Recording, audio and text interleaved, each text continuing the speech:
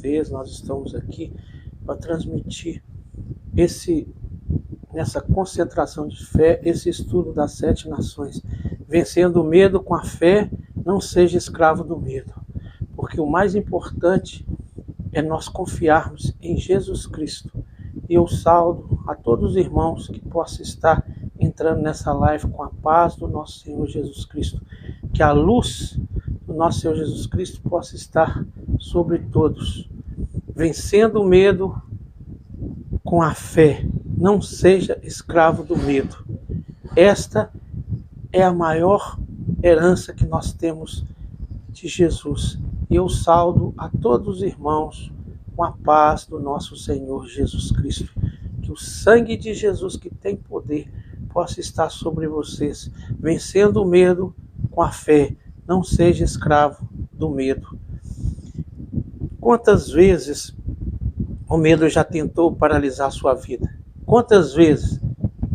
Coloca aí, compartilhe. Quantas vezes o medo já tentou?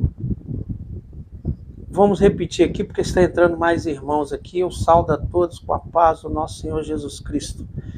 Quantas vezes o medo já tentou paralisar a sua vida?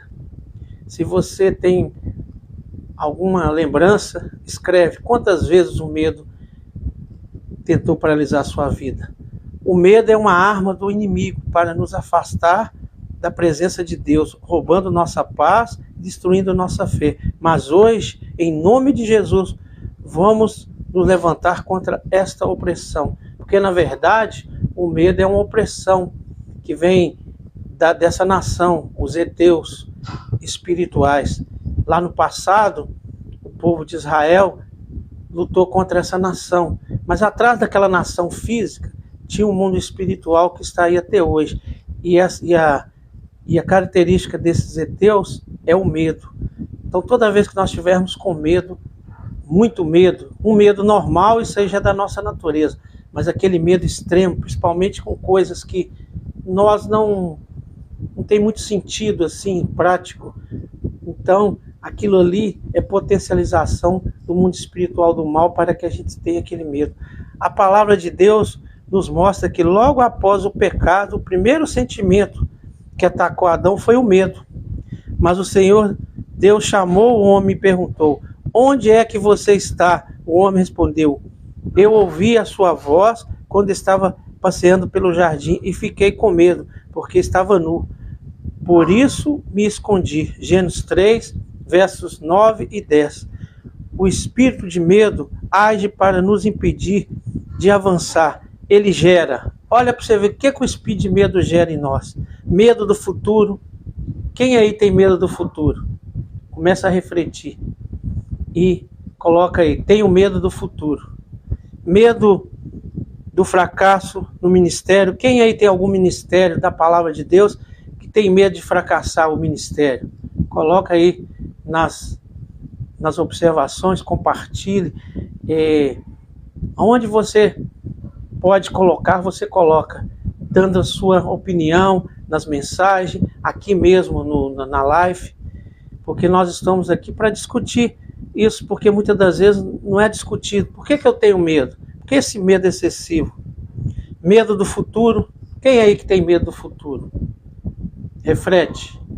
Coloca aí nos comentários, fale alguma coisa sobre o medo do futuro. Quem é que tem medo? Porque cada pessoa tem um medo forte de alguma coisa.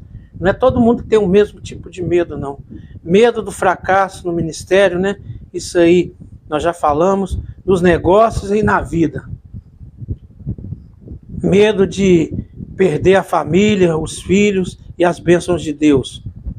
Quem tem esse medo assim mais forte, também faz os seus comentários. Medo de doença, da solidão, da rejeição e até da morte. Isso aí praticamente todos nós temos muito medo da solidão, da morte. Mas esse mundo espiritual dos heteus, ele potencializa esses medos que nós temos. Então, por isso que nós temos que lutar, ter fé, acreditar que Jesus é que é o nosso guarda, Jesus é que nos protege. E outras coisas mais, como pesadelos, ansiedade, depressão e pensamentos ruins. Isso aí muita gente tem. Então, aqui hoje você será liberto. Com certeza você vai ser liberto. Deus nos deu uma promessa poderosa. Olha o que Deus falou conosco na Bíblia. Quem quiser acompanhar a Bíblia aí pode ler. Aqui, ó. Pois o Espírito que Deus nos deu não nos torna medrosos.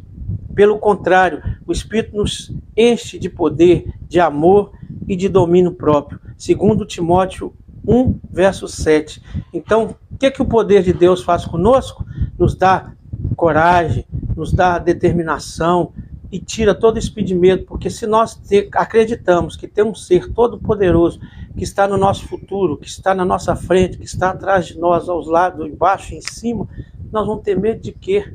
Porque Ele é o Todo-Poderoso. Por isso, pois o Espírito que Deus nos deu não nos torna medrosos. Pelo contrário, o Espírito nos enche de poder, de amor e de domínio próprio. Não é também não ter medo e ser o valentão, enfrentar todo mundo, não.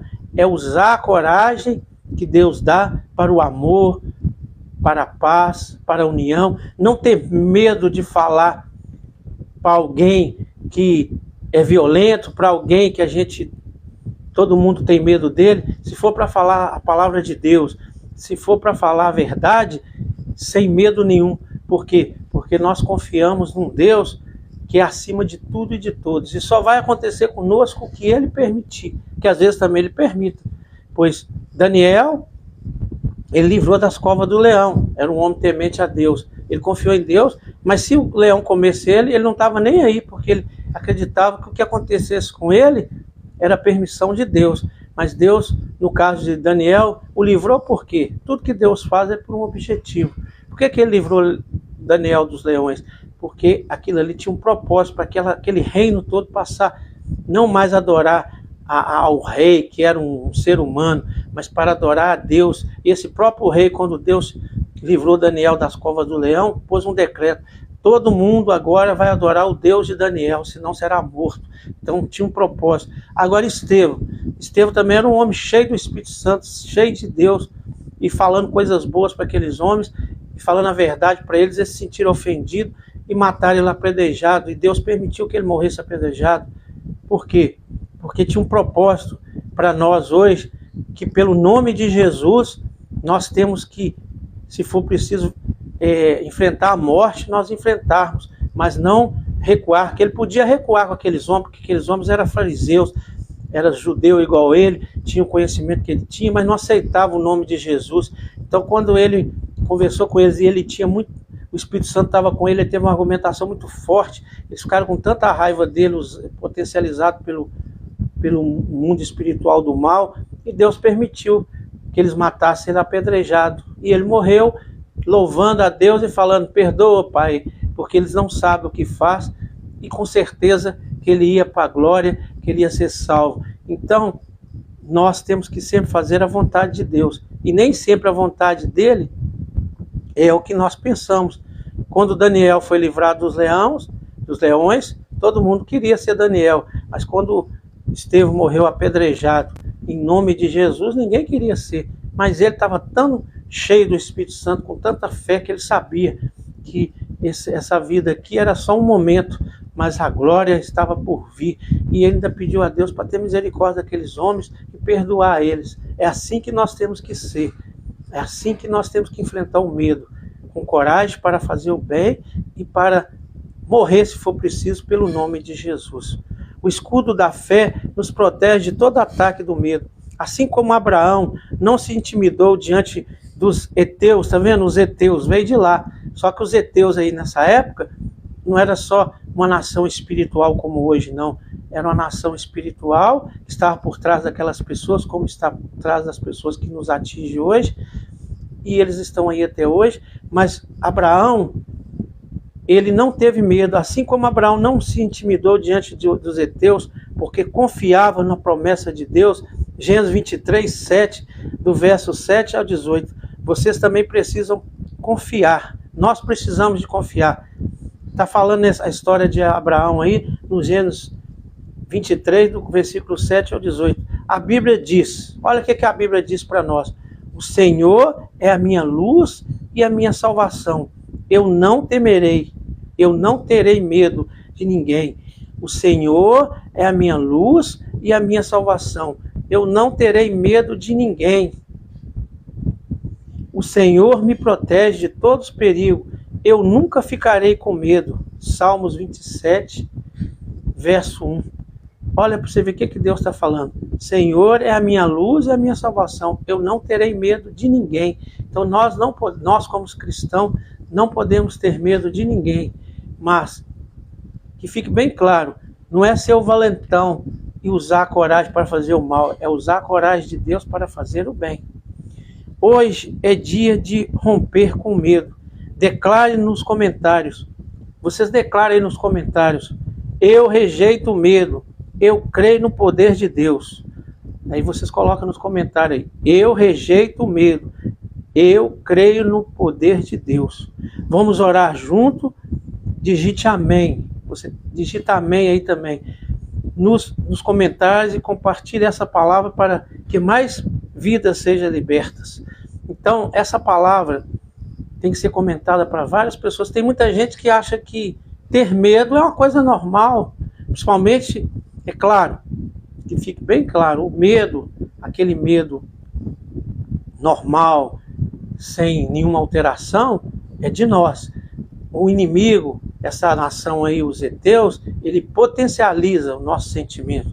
Então, todo sentimento que nós temos ruins, eles potencializam. Como Deus, através do Espírito Santo, potencializa os nossos sentimentos bons. Então, é uma questão de escolha. Toda vez que nós tivermos pavor de alguma coisa, nós temos que ajoelhar e pedir a Deus, falar, Senhor, me liberta, igual a pessoa aqui, que tem medo do futuro.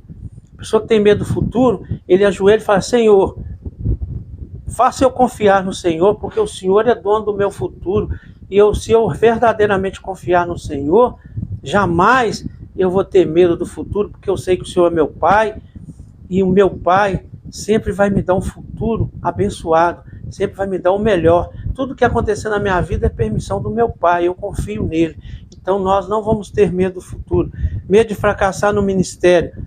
A pessoa que está pregando a palavra, igual eu estou pregando aqui, não pode ter medo de fracassar no ministério. A nossa obrigação é pregar o evangelho. É tanto que eu tenho aqui na minha mente, no meu coração, se eu pregar a palavra aqui o resto da minha vida e uma alma for salva, eu já vou ter ganhado toda a minha recompensa. Por quê? Porque quando uma alma é salva, os céus todos se alegram. Então nós temos que lutar. Eu queria que salvasse 1 milhão de almas, 1 bilhão de almas, mas eu estou aqui lutando e pregando a palavra. É tanto que já tem quase 2 anos que eu estou pregando a palavra aqui na internet, aqui nas redes sociais, totalmente voluntário. Por quê? Porque o meu objetivo maior é Deus, é pregar a palavra. E de pregar a palavra, não importa se a que vai acontecer, tudo que for acontecer, qual tem muitos pregadores que estão vivendo da palavra, porque quando eles pregam, tem muita audiência, muita gente vendo, as plataformas pagam eles, outra hora as pessoas dão ofertas. Isso aí não tem nada de errado acontecer, mas tudo permissão de Deus. Porque se eu ficar a vida toda e não tiver um número de pessoas para que gere algum rendimento para mim por esse trabalho, ou as pessoas contribuam, eu vou continuar fazendo, porque o meu objetivo maior não é esse. O meu objetivo maior é pregar a palavra. E eu tenho o maior prazer de pregar a palavra. E não tenho medo do futuro. Eu trabalho, como Paulo falava, eu trabalho em outros trabalhos e venço. E tiro, quando eu estou trabalhando, na hora do almoço, eu estou editando um vídeo, de noite, todo o tempinho que eu tenho, eu faço com todo prazer. Eu estou lá trabalhando num serviço secundário, estou ganhando pão, mas o meu prazer é estar aqui nessa live conversando com vocês, falando de Deus, é estar lá gravando vídeos, comentários, fazendo a obra de Deus da forma que Ele vai me direcionando. Esse é o meu prazer. Eu tenho amor por esse trabalho. Então, quando a gente tem amor pelo trabalho, porque quem está na internet ou está no púlpito pregando, que não tem amor ao trabalho, se não gerar alguma coisa de volta para ele, porque Deus falou, o trabalhador é digno do seu salário, mas quem está ali fazendo por amor, independente dele estar ganhando alguma coisa para o sustento dele ou por qualquer coisa, ele está ali, porque o objetivo principal não é aquele. É isto, é que ter amor à palavra e não tem medo de ministério. Porque se uma pessoa escutar e assistir e se converter, é melhor do que 1 milhão ouvir, assistir e ninguém se converter. Então tudo depende de Deus. Se Deus quer que aconteça aquilo, vai acontecer. Se Ele não quiser, então tudo que a gente faz, todo o trabalho que nós fazemos para Deus é independente. Nós fazemos por amor.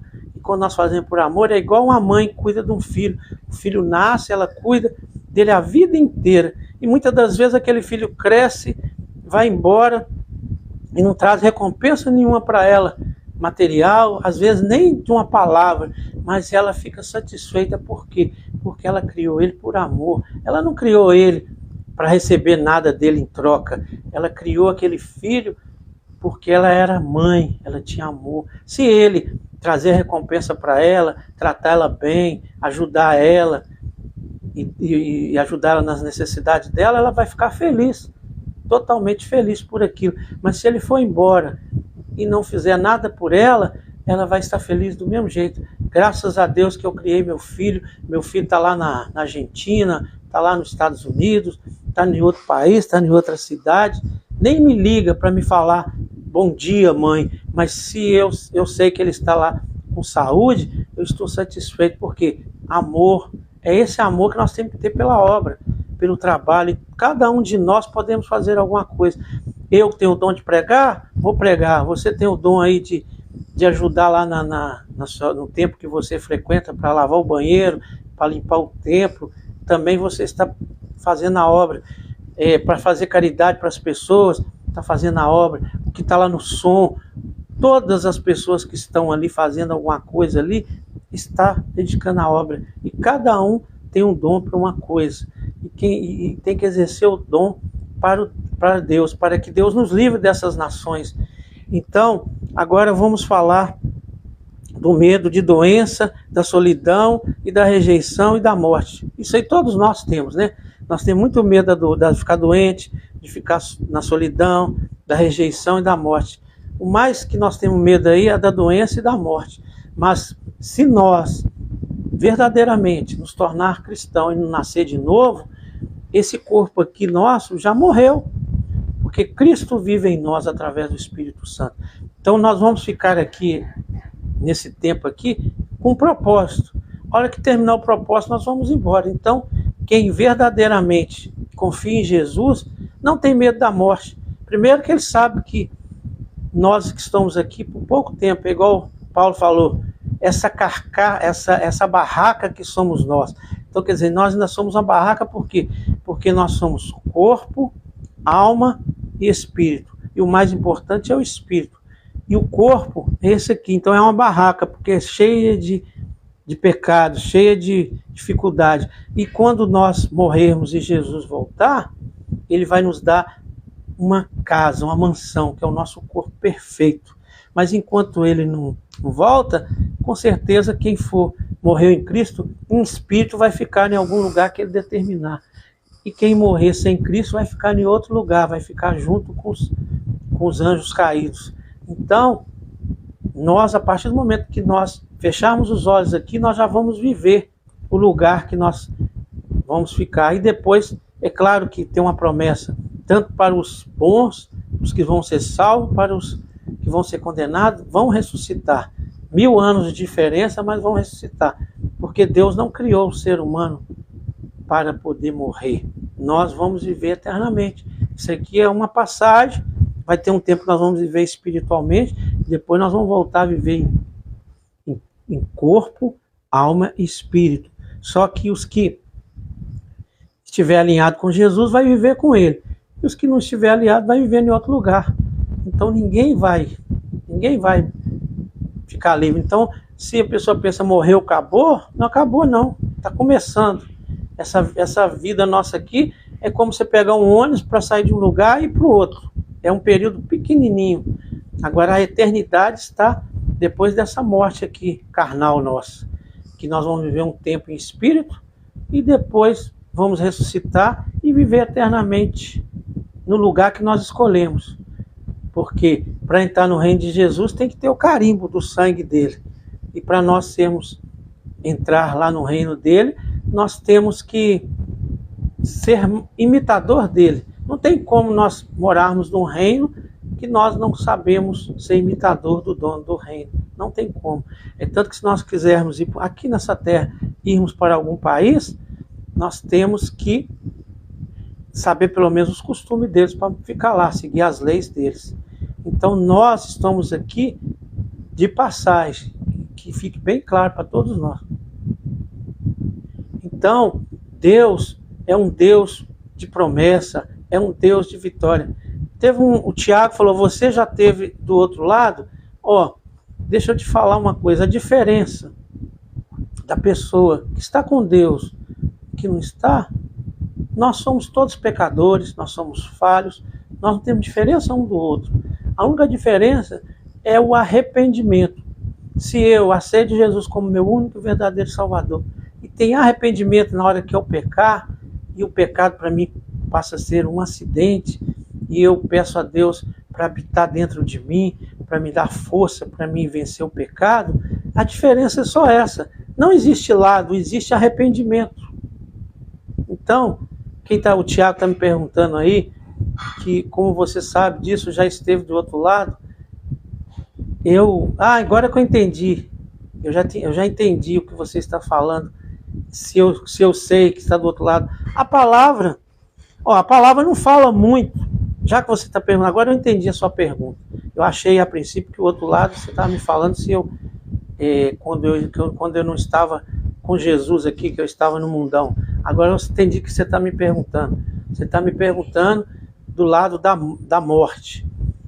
A Bíblia, fora os relatos que a gente escuta de muita gente, o meu pai também, que agora já faleceu, também falava isso, que ele esteve do outro lado e voltou, e ele contava as histórias dele, e ele também via as coisas espirituais, e juntando com a experiência do meu pai, e com alguma experiência espiritual que eu já tive, não de ficar morrer e voltar, mas quando eu estou dormindo, eu já tive várias experiências espirituais, e com a Bíblia deixa bem claro a respeito do para onde vai os que são salvos. Agora, o outro lado, ele não deixa bem claro não, mas dá para a gente deduzir certo, sabe por quê?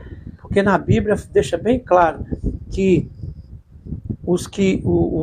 agora ali naquela história de Lázaro, que o Lázaro estava junto no seio de Abraão e o rico estava junto com o inimigo, com o poder das trevas. Eu até acredito por essa passagem que até que Jesus volte, tem um lugar reservado para os que já vão participar das bodas, porque tem 3 situações que fala na Bíblia. A situação, se eu aceitar Jesus hoje, se você declarar aí hoje, eu aceito Jesus como meu único e verdadeiro Salvador, você já tem direito à salvação. Mesmo que você leve a sua vida errada a vida toda, só que não vai participar das bodas. O que é as bodas que fala na Bíblia? Fala que quando Jesus voltar, os que for participar das bodas, que estiver vivo, vão transformar em um abrir e fechar dos olhos, e as pessoas que já morreram vão ressuscitar e vão ficar 1000 anos com Jesus na Cidade Santa, que vai ser aqui mesmo nesse planeta separado.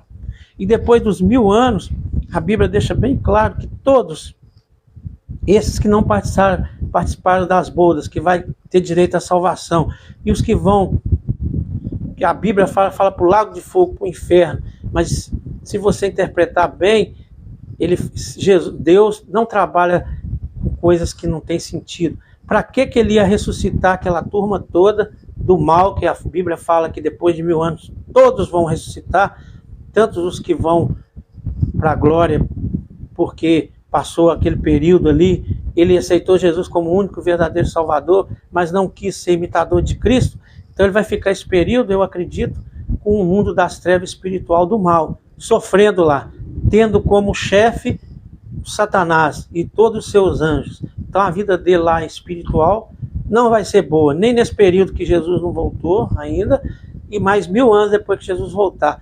Então o meu entendimento, a Bíblia não fala, não entra em detalhes da parte do mal, só do bem. Do bem, o que ela fala?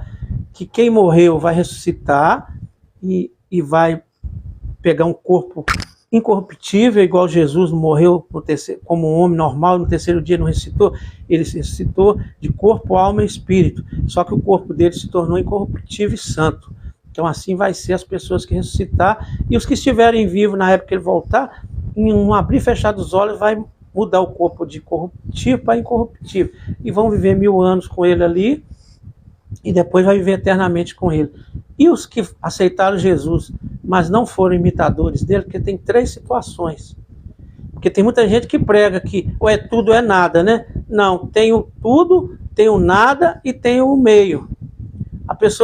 Essas pessoas que aceitam Jesus como o único verdadeiro Salvador, igual tem até igreja que prega isso, para você ser salvo, basta aceitar Jesus como seu único verdadeiro Salvador. Tá certo, não tá errado não. Vai ganhar a salvação, só que não vai participar das bodas do Cordeiro. Então ele vai sofrer um tempo aí da morte dele aqui, desse tempo nosso aqui, e até Jesus voltar em mais 1000 anos, ele vai ficar no reino das trevas, para ele refletir lá, porque ele não aceitou ser imitador de Jesus, mas ele vai ser salvo. Agora tem uns que não aceitaram, vai ser condenado igual Satanás e seus anjos. E os que seguiram a vida sendo imitadores de Cristo, vai participar das bodas do Cordeiro, que ele fala que o noivo, né? Tem até uma parábola lá que uma estava com a vela acesa, olha para vocês verem bem pela parábola, um estava com a vela acesa e recebeu o noivo. As outras tinha acabado o azeite, porque foi viver uma vida de acordo com a vontade delas, foi viver aquela vida de acordo com a vontade dela, então ele se perdeu, mas vai ter recompensa. E os outros não vão ter salvação. E isso aí é teoria, na minha visão, que a Bíblia não fala isso. Eu acredito que eu não quero ser de Jesus, vou viver no reino dele. Eu não quero ser do mal, eu acredito que Deus vai criar hoje, já tem, um lugar para viver Satanás, seus anjos e todos que concordam com o estilo de vida dele. Vai ser viver eternamente neste lugar lá que Deus vai determinar, separado dos bons. Deus vai fazer isso tudo para quê? Para separar o que vai viver no reino dele com ele, de acordo com ele, porque ele não criou o homem para morrer. Todo ser que ele criou é para viver eternamente, um ser imagem e semelhança dele.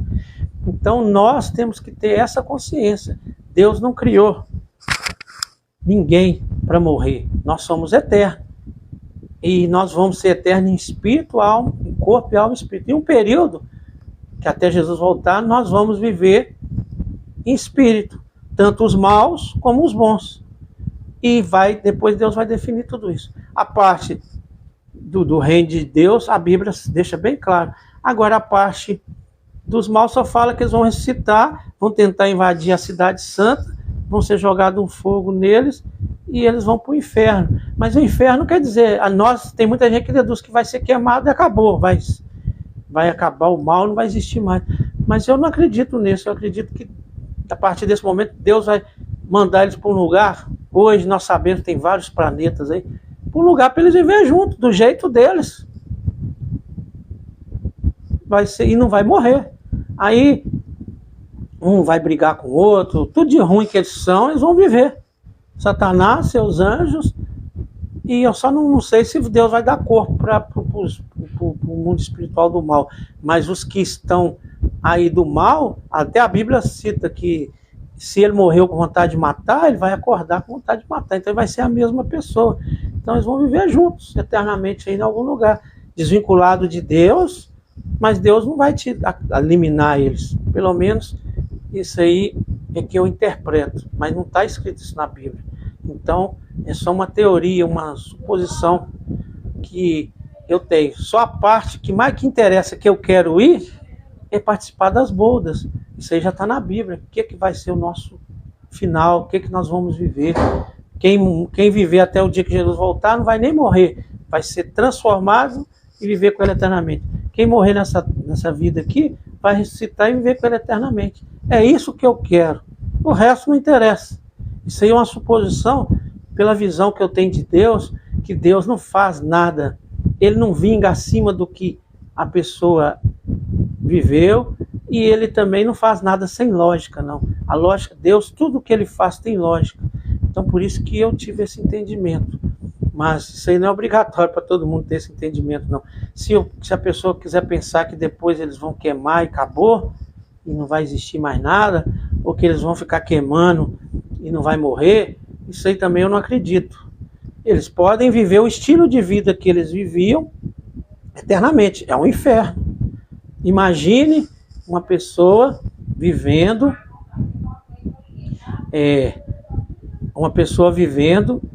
no meio só de gente ruim, gente que mata, gente que rouba, gente ruim e eterno, sem morrer. É um inferno.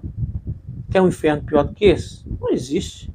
Então, quando Deus fala inferno, pode se interpretar de várias formas. Pode achar que é um lago de fogo que vai queimar eternamente, como tem gente que pensa que vai ser. Outros acham que vai jogar um fogo, queimou, acabou, morreu, acabou ali. E eu tenho essa visão, que Deus não vai vingar de ninguém, vai deixar eles viver o que eles, vai julgar eles, separar ele do reino dele. Ali já foi desistido, porque agora nós estamos aqui. Jesus morreu na cruz para todos. Então, todas as pessoas têm o direito de ser salvo. Todos têm o direito.